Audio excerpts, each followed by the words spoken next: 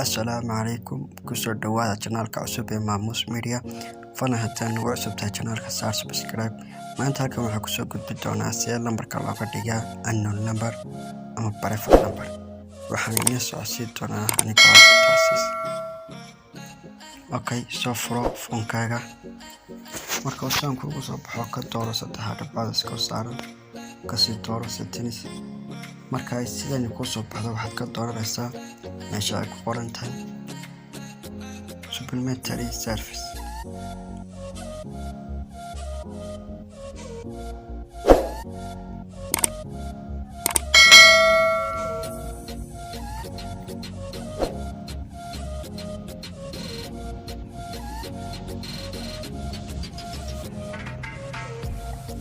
haddaba marka ay sidan ku soo baxdo waxaad kala dooranaysaa labada kaarkii aad doonayso inaad qariso lambarkiisa hadda waxaan ku eegaynaa sawirkaan warka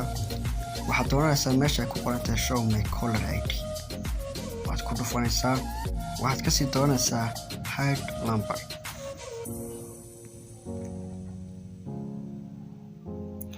okay haddaba hadda saasuu lambarkaaga wuxuu ku yahay unknown number maanta mawduucan waxay noogu eegayaa halkaas والسلام عليكم ورحمة الله وبركاته.